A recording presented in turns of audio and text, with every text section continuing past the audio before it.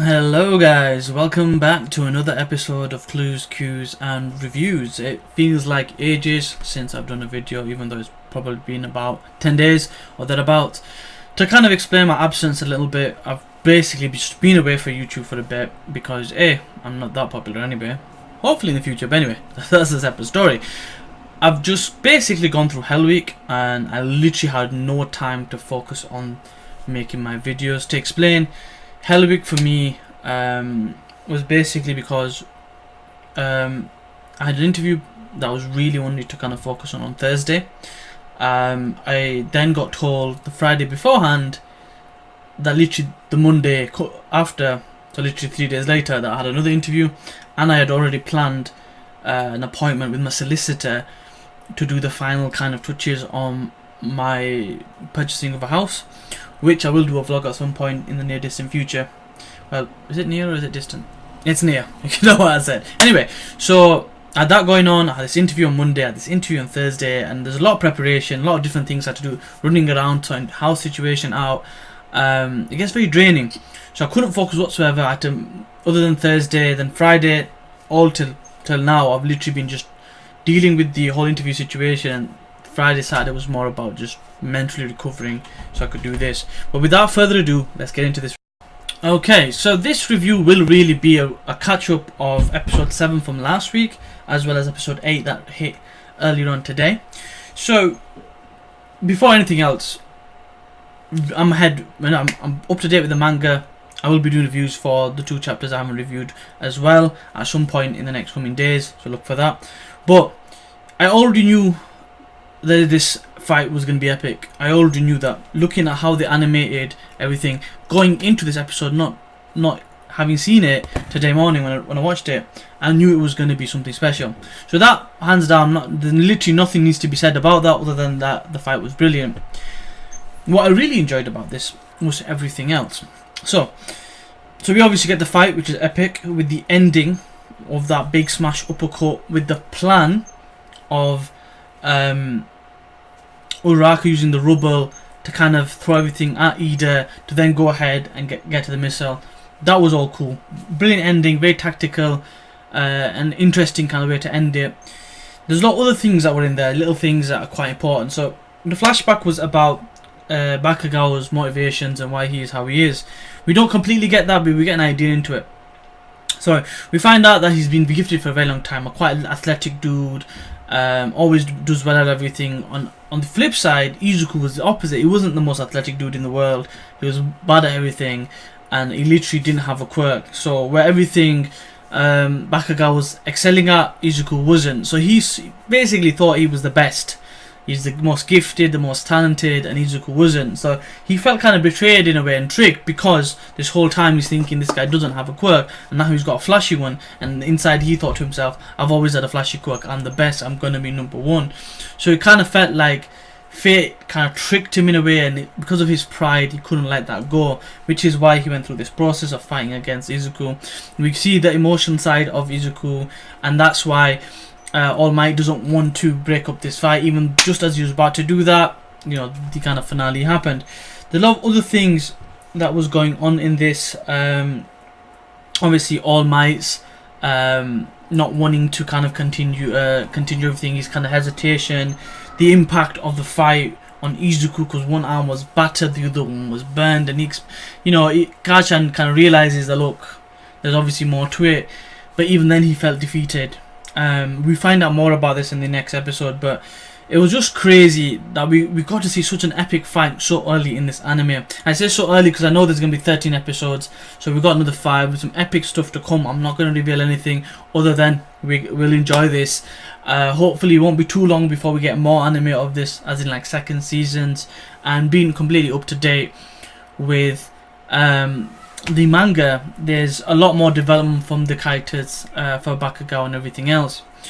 We get to see thoughts of the other kind of students, and we get introductions in a way, but more in the second episode. But I thoroughly enjoyed it. So really, the battle itself was brilliant for episode 7. So let's move on to episode 8. So episode 8. Episode 8 does a lot of really good things. We'll talk about the final points to do with Bakugo and Izuku later, but if you focus on the other things, so what it does well is introduce the other students and their quirks in an interesting way. We do kind of see how brilliant of a mind Momo has as one of the people that would recommend it to be a hero, and the other person that seems like leaps and bounds above everything else, Shuto, who's got 2 quirks, an ice and a kind of a heat one, and when he goes into battle, he literally basically takes out the enemy.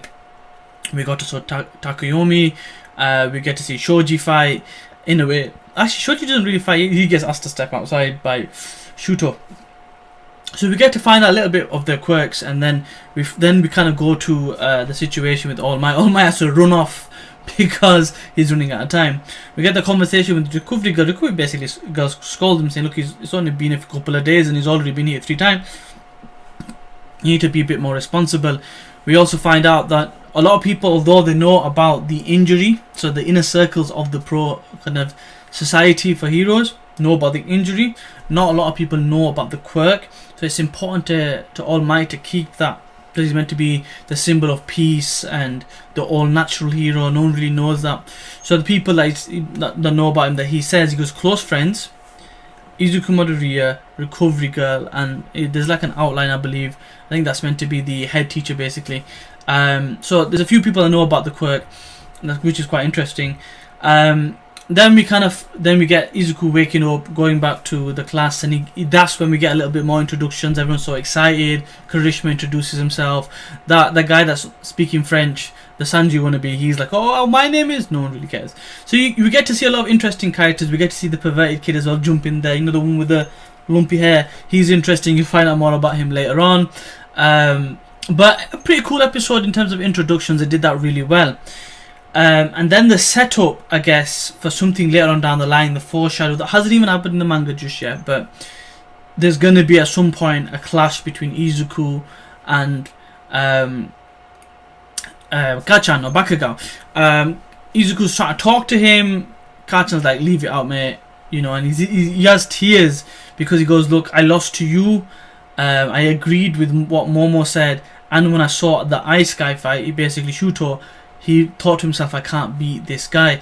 And then tears came down his eyes, and he goes, I'm going to beat all of you, watch, I'm going to be number 1. That's important to bear in mind with the character that is Bakugo, because people just see him as this fiery, hot-tempered individual who has pride, but in his earnest way to himself, or to a lot of people that look beyond that, he actually is a good guy. He wants to be number 1, and it's something that he's passionate about. It's just sometimes he shows it in a different way. To kind of show you or kind of translate that to other characters from a different manga, I know people are going to flame me for this, but Fairy Tail, if you look at the character Laxus, he's actually a good character, but he's just socially awkward. It's a similar kind of thing with Kachan, I guess, or Bakugo, Katsuki Bakugo.